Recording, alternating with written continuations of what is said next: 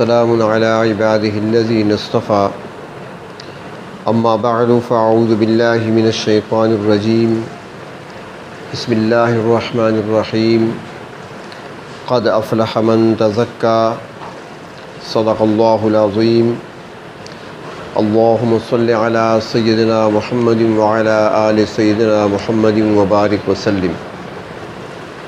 خانقاہی نظام میں باطن کی اصلاح پہ زور دیا جاتا ہے تاکہ انسان کے اندر جو باطنی بیماریاں پائی جاتی ہیں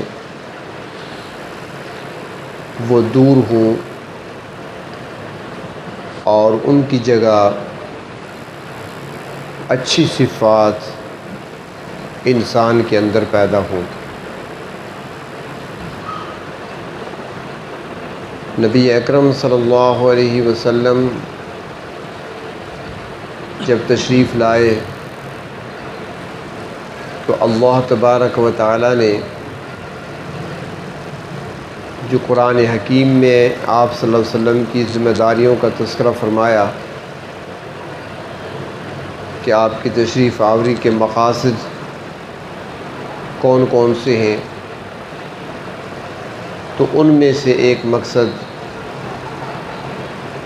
باطن کی اصلاح کا بھی بیان فرمایا، جسے عام طور پر تزکیہ کہا جاتا ہے، مگر اس میں محنت پڑتی ہے، مشقتیں برداشت کرنی پڑتی ہیں، اپنے آپ پر جبر کرنا ہوتا ہے، بہت سی باتوں پر صبر کرنا ہوتا ہے۔ کچھ باتیں انسان کے مزاج کے خلاف ہوتی ہیں، کچھ باتیں معاشرے کی طرف سے رکاوٹیں کھڑی کی جاتی ہیں تو اس کا مقابلہ کرنا پڑتا ہے۔ تو باطن کی اصلاح یہ انتہائی اہم چیز ہے، اور جن کا باطن صاف ہو گیا، پاک ہو گیا، اپنے اندر کی اس نے اصلاح کر لی، روح کو پاکیزہ بنا دیا، تو پھر وہ پاکیزہ روح والی شخصیات ہی ایسی ہیں کہ وہ جب دنیا سے جاتے ہیں، قبر میں پہنچتے ہیں، تو پھر نہ ان کو قبر کی مٹی خراب کر سکتی ہے اور نہ ہی ان کے جسم کو کوئی اور چیز نقصان پہنچا سکتی ہے۔ صدیوں بعد بھی اگر قبر کھل جائے تو وجود صحیح سالم اور درست حالت میں نظر آتا ہے۔ لیکن ہمارے ہاں ایک ذہن پایا جاتا ہے، ایک سوچ ہوتی ہے کہ بس ہم اللہ تبارک و تعالیٰ کے نیک بندوں سے اپنے لیے دعا کرا لیں گے، بس وہ دعا کر دیں گے تو بیڑا پار ہو جائے گا۔ اس میں کوئی شک نہیں، دعائیں بڑا کام کرتی ہیں۔ جہاں مقصود ہوتی ہے دعا کارگر ہو جاتی ہے، وہاں پر جہاں اللہ تبارک و تعالیٰ اس کو جس کے لیے مفید بنانا چاہے تو وہ ایک جملہ ہی کافی ہو جاتا ہے۔ نبی اکرم صلی اللہ علیہ وسلم شام کے وقت دعا کے لیے ہاتھ اٹھاتے ہیں، اللہ سے مانگتے ہیں، اور جب دن کا وقت ہوتا ہے تو فاروق اعظم کلمہ پڑھتا ہوا دار ارقم میں آ جاتا ہے، اور وہی نبی اکرم صلی اللہ علیہ وسلم اپنے مبارک ہاتھ اٹھاتے ہیں اپنے چچا ابو طالب کے لیے، ایک بار نہیں بار بار اٹھاتے ہیں، اللہ کو منظور نہ تھا تو کلمہ نہ پڑھ سکے۔ تو کبھی دعائیں کام کر بھی جاتی ہیں، لیکن صرف یہ کہ بس دعاؤں سے ہی کام بنے گا ایسا نہیں، اس کے لیے محنت لازمی ہے، اور چند چیزیں ایسی ہیں کہ ان کے بغیر باطن کی اصلاح اگر ناممکن نہیں تو مشکل ضرور ہے۔ اور جتنے بھی ہم اپنے بزرگوں کے حالات کو دیکھیں اور پڑھیں تو ان کے اندر بھی آپ کو نظر آئے گا کہ انہوں نے ان باتوں کی پابندی کی اور ان چیزوں کو اختیار کیا۔ پہلی چیز تو ہے وہ نیک لوگوں کی صحبت، اصلاح کے لیے یہ سب سے پہلی چیز ہے۔ اچھے لوگوں کے ساتھ اٹھنا بیٹھنا، اگر برے لوگوں کے ساتھ اٹھنا بیٹھنا ہوگا تو بری عادات، برے خصائل، برے اخلاق، بری عادات انسان کے اندر آئیں گی۔ اور اچھے لوگوں کے ساتھ بیٹھنے سے اچھائیاں پیدا ہوں گی، ان کی خوبیاں دیکھ دیکھ کر انہی خوبیوں کو اپنانے کی خواہش پیدا ہوگی، طلب اور تڑپ پیدا ہوگی۔ تو نیک لوگوں کی صحبت میں بیٹھنا، نیک لوگوں کے ساتھ تعلق رکھنا، روابط بڑھانا، یہ بہت ضروری ہے۔ خوش قسمت ہوتے ہیں وہ لوگ جن کو نیک بندوں کے ساتھ، اللہ کے نیک بندوں کے ساتھ بیٹھنے میں، بات کرنے اور بات سننے میں مزہ آتا ہے۔ یہ ان کی خوش قسمتی کی علامت ہے۔ اور کچھ بدقسمت ایسے بھی ہوتے ہیں، اگر کبھی ایسی مجلس میں پہنچ بھی جائیں تو ان کا دل تنگ ہونے لگتا ہے، پریشان ہونے لگتے ہیں، بار بار وہ ادھر ادھر دیکھیں گے کوئی نکلنے کا راستہ مل جائے۔ تو یہ انسان کی بدقسمتی کی دلیل ہے۔ کوشش ہونی چاہیے کہ جو دوست ہوں، احباب ہوں، جن کے ساتھ تعلق رکھا جائے، جن کے ساتھ انسان کا اٹھنا بیٹھنا ہو، وہ نیک لوگ ہونے چاہیے، اور ان کی نیکی کا اثر انسان کی شخصیت پہ پڑتا ہے۔ ہمارے ایک بزرگ گزرے ہیں، حضرت شاہ عبد الغنی پھول پوری رحمۃ اللہ علیہ۔ یہ حضرت اقدس حضرت مولانا حکیم محمد اختر صاحب رحمۃ اللہ علیہ کے شیخ تھے، اور حضرت مولانا اشرف علی تھانوی رحمۃ اللہ علیہ کے خلفاء میں سے، بہت بڑا نام ہے، بڑی شخصیت ہے۔ ان کے ایک مرید ان کے پاس آئے اور آ کر عرض کیا کہ حضرت ایک بڑا عجیب واقعہ ہوا۔ ہماری حویلی میں ایک آم کا درخت تھا، اور اس پر بڑے میٹھے آم لگتے تھے، بہت لذیذ، بہت مزے کے، بہت میٹھے آم لگتے تھے۔ ہم خود بھی استعمال کرتے تھے، رشتہ داروں کو، دوستوں کو ہدیہ کے طور پر بھیجا کرتے تھے ہر سال۔ اس سال درخت کے آم جو ہیں، آم تو اسی رنگ کے، اسی شکل کے، اسی سائز کے ہیں، لیکن آموں میں مٹھاس نہیں بلکہ کڑواہٹ آ گئی ہے، آم کڑوا ہو گیا۔ حضرت نے فرمایا کہ اس کی وجہ، وہ عرض کرنے لگے حضرت وجہ بھی ہے، اور وجہ یہ ہے کہ غلطی سے اس درخت کے بالکل ساتھ ہی ہم نے نیم کا درخت لگا دیا تھا، اور وہ نیم کی شاخیں جب پھیلی تو وہ آم کے درخت کے اندر چلی گئی، پھیل گئی، اور اس نیم کے درخت کا یہ اثر ہوا، ان شاخوں کا، پتوں کا یہ اثر پڑا آم پر کہ وہ میٹھا آم کڑوا ہو گیا۔ حضرت نے فوراً فرمایا کہ اسی سے سبق سیکھو۔ جو وہاں پر مرید بیٹھے تھے سب سے فرمایا کہ اس کی بات کو سن لو اور سمجھ لو، ایک آم کا میٹھا درخت جب اس کو صحبت ملی کڑوے نیم کی درخت کی تو میٹھا آم کڑوا بن گیا۔ اور فرمایا جب تم کسی ایسے گناہ گاروں اور بدکاروں اور نشہ کرنے والوں کی مجلسوں اور صحبت میں بیٹھو گے تو تم پر اثر نہیں ہوگا، تو انہی کا اثر پڑتا ہے۔ برے لوگ ہوں گے تو برا اثر پڑے گا۔ اس لیے تو مثال دی گئی ہے نیک لوگوں کی یا نیک بندے کی مجلس میں بیٹھنے کو تشبیہ دی گئی ہے کسی خوشبو والے کے پاس بیٹھنے کے ساتھ۔ اس کی مثال فرمایا حدیث شریف میں بھی آتا ہے، مفہوم حدیث شریف کا بھی ایسا ہے، جیسے خوشبو، مشک کا لفظ استعمال ہوا ہے کہ وہاں پہ انسان کو فائدہ ہی پہنچتا ہے، یا تو وہ اس کو خرید لے گا، وہ خوشبو خرید لے گا، اپنے ساتھ لے جائے گا۔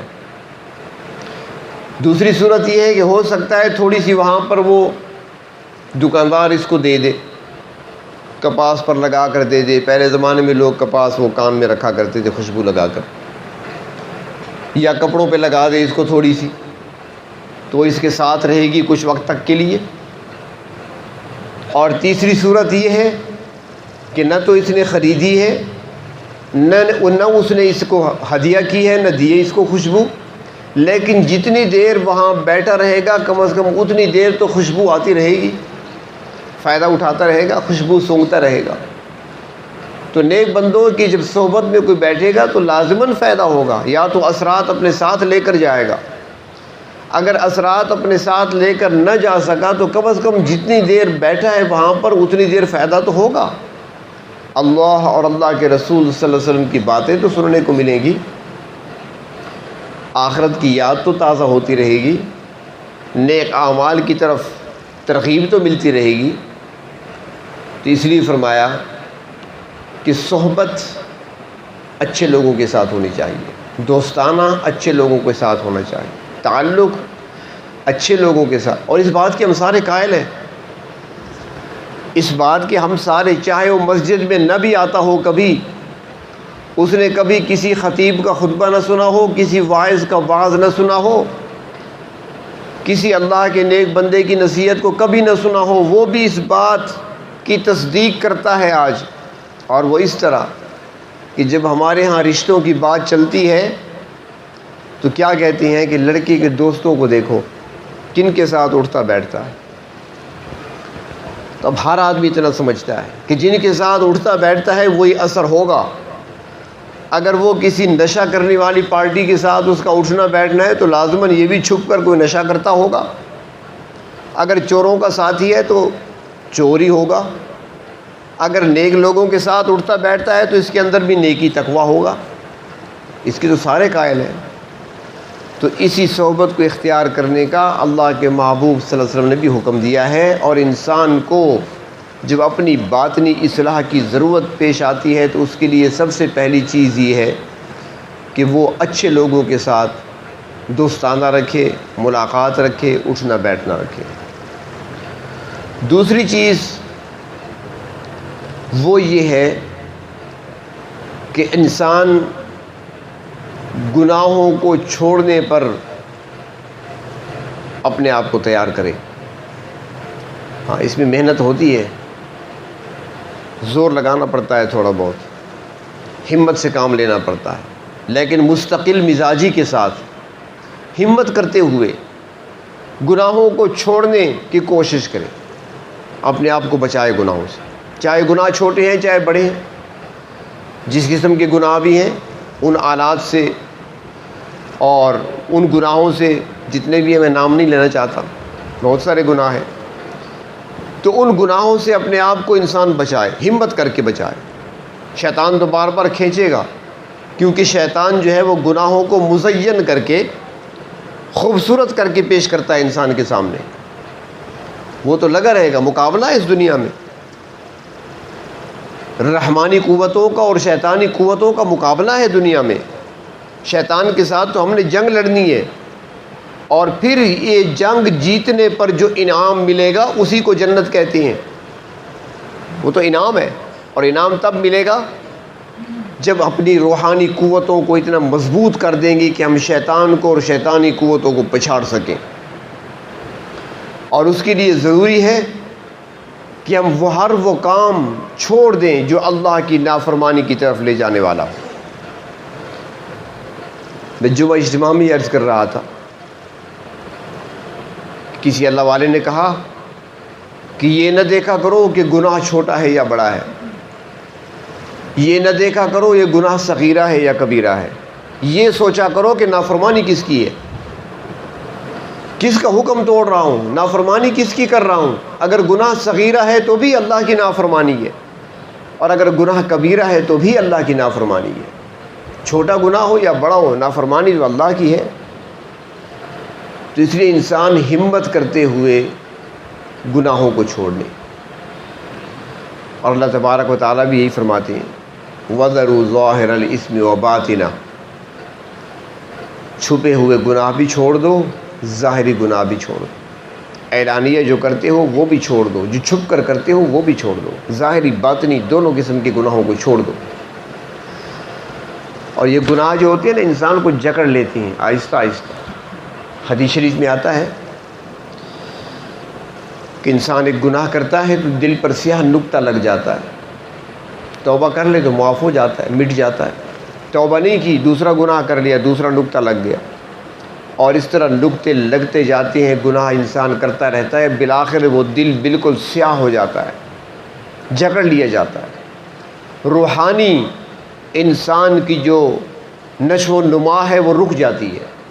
اس کی مثال یوں سمجھے کہ ایک بیل ہوتی ہے نا، زرد رنگ کی بوٹی ہوتی ہے، سرائکی میں اسے لوت بوٹی کہتے ہیں، آکاش بیل اسے کہا جاتا ہے، نہ اس کی جڑ ہوتی ہے نہ پتے ہوتے ہیں، بس ایک ٹکڑا آپ ڈال دیں کسی درخت پر وہ پھیلنے لگ جاتا ہے، خود بخود پھیلتا ہے، درخت کا رس چوستا ہے اور پھیلتا ہے، اور پھیلتے پھیلتے پھیلتے پورے درخت کو وہ جکڑ لیتا۔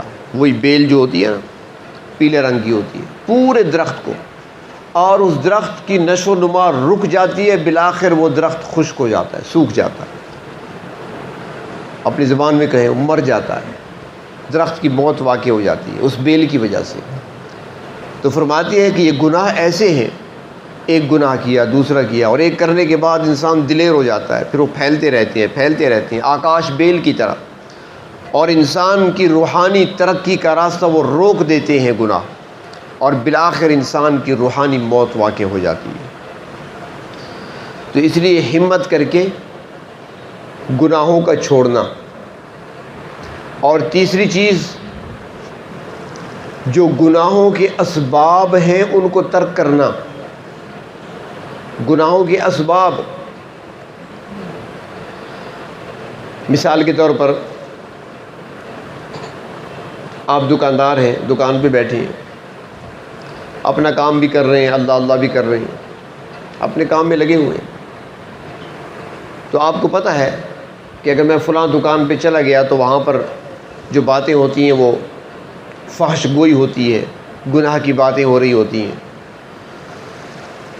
اب وہاں آپ چلے جائیں گے تو پھنس جائیں گے نا، اگر شریک نہیں ہوں گے سن تو لیں گے، اب یہ گناہ گار ہونے کا ایک سبب ہے آپ کے لیے، تو اس سبب کو بھی چھوڑ دیں، اس طرف ہی نہ جائیں، اپنے آپ کو بچائیں۔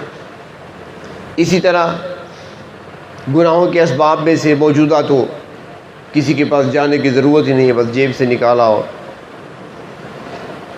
کھول لیا، اپنے سامنے رکھ لیا، سب کچھ اسی کے اندر ہے، گالیاں بھی سکھائی جاتی ہیں، ہر قسم کا فن بھی اسی میں سکھایا جا رہا ہے، ہر قسم کی باتیں بھی سکھائی جا رہی ہیں، اور بڑی عجیب بات ہے کہ آپ اگر دیکھ لیں کہ اس میں علماء کے بیانات بھی ہوں گے، اس میں قرآن پاک کی تلاوت بھی ہوگی، نبی اکرم صلی اللہ علیہ وسلم کی نعت خوانی بھی ہوگی، لیکن آپ کو جو زیادہ تعداد میں دیکھنے والے نظر آئیں گے وہ گناہ کی باتوں کے دیکھنے والے آپ کو زیادہ نظر آئیں گے۔ کسی نے کوئی فحش گوئی کی ہے، غلط زبان استعمال کی ہے، وہ زیادہ ایک دوسرے کو شیئر کیا جا رہا ہے، آگے چل رہا ہے بڑھ رہا ہے، لاکھوں کی تعداد میں اس کے دیکھنے اور سننے والے ہوں گے۔ تو یہ آلات ہیں، اسباب ہیں گناہ کے، ان اسباب کو چھوڑنا، اپنے طور پہ انسان ہمت سے کام لے، گناہوں کو بھی چھوڑے، اور ساتھ گناہ کے لیے جو اسباب ہیں، جو گناہ کا ذریعہ بننے والے ہیں، ان اسباب کو چھوڑ دے۔ وہ اسباب شخصیت بھی ہو سکتی ہے، ایسا دوست بھی ہو سکتا ہے جو آپ کو گناہ کی طرف راغب کرنے والا ہے، وہ بھی سبب ہے، اس کو بھی چھوڑ دیں، وہ تعلق بھی چھوڑ دیں۔ یہ آپ نے دیکھا ہوگا کہ کئی لوگ ایسے ہوتے ہیں کہ وہ نشہ کرنے کے عادی ہو جاتے ہیں، کوئی چرس پی رہا ہے اور کوئی بھنگ پی رہا ہے اور کوئی شراب پی رہا ہے، ایک عرصہ وہ اسی حال میں گزار دیتے ہیں. اچانک خیال آتا ہے، خوف خدا دل میں آیا یا کسی کے سمجھانے پر بات عقل میں آ گئی، توبہ کر لی، چھوڑ دیا. اب جس نے چھوڑ دی آپ نے دیکھا ہوگا، تجربے کی بات ہے، مشاہدے کی بات ہے، وہ چھوڑ دیتا ہے، ایک عرصہ تک وہ دوبارہ اس چیز کے قریب نہیں جاتا.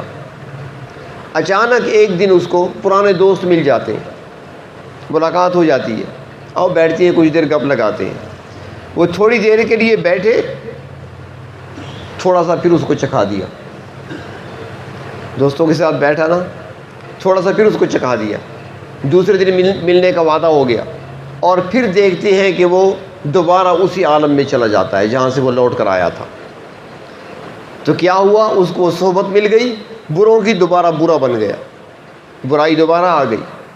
اسباب جو تھے وہ ترک کر چکا تھا تو بچ رہا تھا، اور جب دوبارہ وہی اسباب اختیار کر لیے تو پھر وہی گر گیا اسی گندگی کے اندر.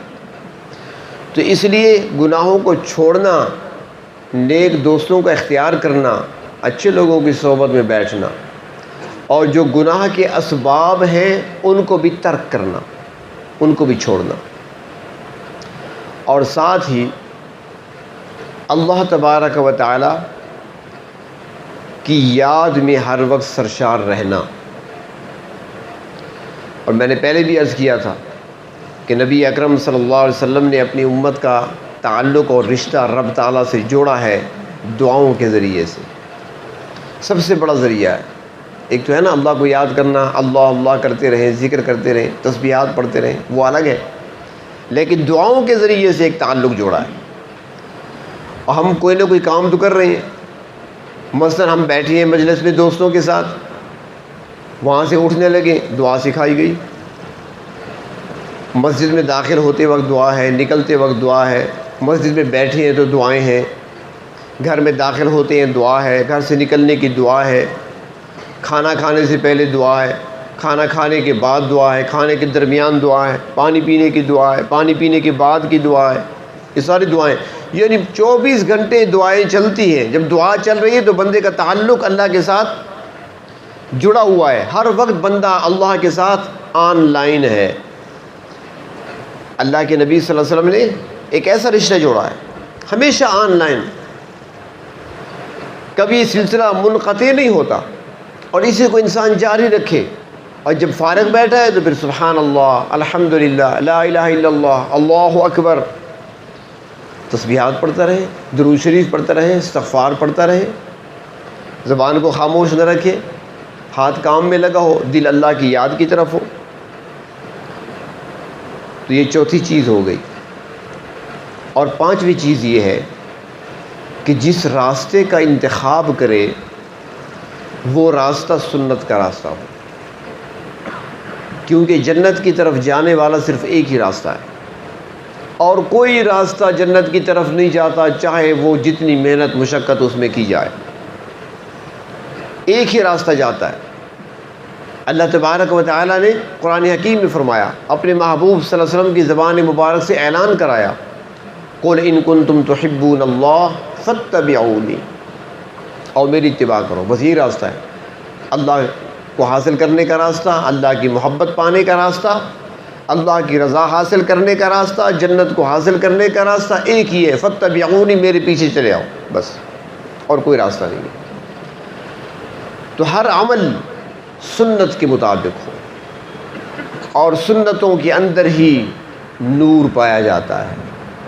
سنت کے علاوہ باقی ساری ظلمتیں ہیں، اندھیرے ہیں، سنت کے اندر نور رکھا ہے. اور ہر سنت کے اندر برکت رکھی ہے.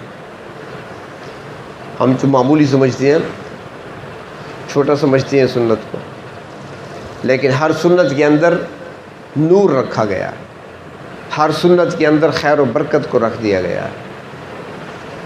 اور یہی چیزیں آخرت میں کام آنے والی ہیں. دیکھا جائے گا، نماز تو پڑھی ہے، دیکھو سنت کے مطابق ہے کہ نہیں. اپنی مرضی کے مطابق پڑھی ہے تو قابل قبول نہیں ہے. اس لیے تو نبی اکرم صلی اللہ علیہ وسلم نے فرمایا تھا، یہ نہیں فرمایا کہ صلو، نماز پڑھو بس. قرآن حکیم میں تو حکم آ گیا نا، اقیم الصلاۃ، بار بار اقیم الصلاۃ، اقیم الصلاۃ، نماز قائم کرو، نماز قائم کرو. اور نبی اکرم صلی اللہ علیہ وسلم فرماتے ہیں پڑھو نماز، لیکن کیسے؟ کما رأیتمونی اصلی، جیسے مجھے نماز پڑھتے ہوئے دیکھتے ہو نا ایسے ہی پڑھو۔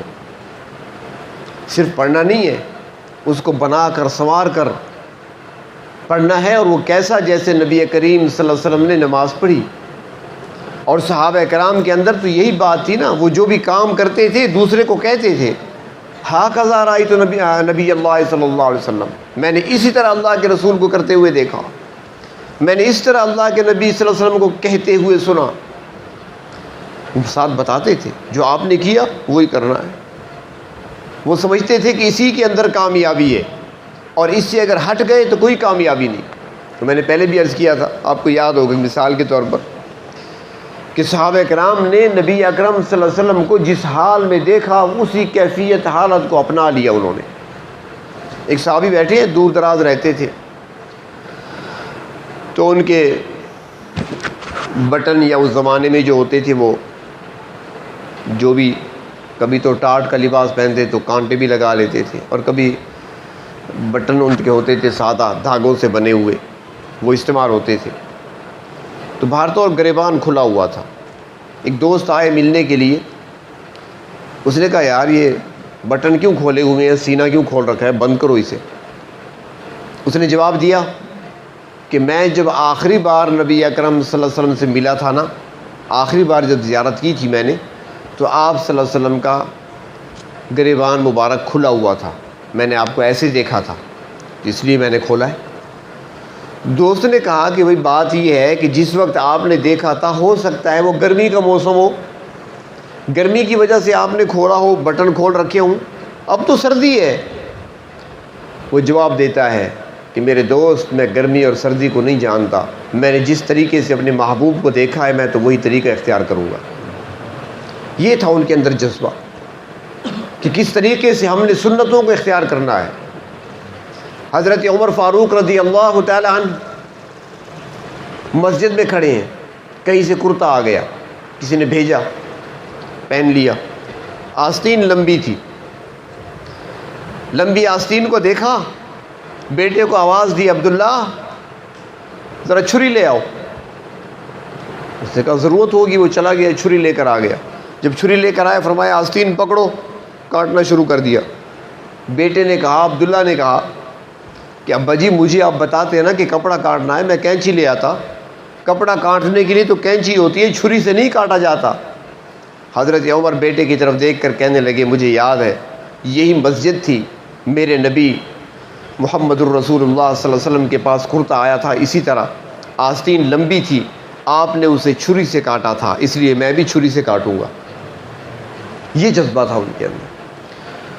تو ہر عمل اگر ہمارا سنت کے مطابق ہو تو پھر وہ عمل اللہ کی بارگاہ میں قابل قبول ہے۔ تو اگر اپنے باطن کی ہم نے اصلاح کرنی ہے، اگر اپنی ہم نے اصلاح کرنی ہے، ہم نے اللہ کی رضا کو پانا ہے، پھر اس کے لیے ان چند باتوں پر عمل کرنا انتہائی ضروری ہے، اور ان کے بغیر شاید ناممکن تو میں نہیں کہتا لیکن مشکل ضرور ہے۔ پہلی بات تو اچھے لوگوں کی صحبت، دوست احباب، بیٹھنے والے تعلق والے لوگ اچھے اور نیک ہوں۔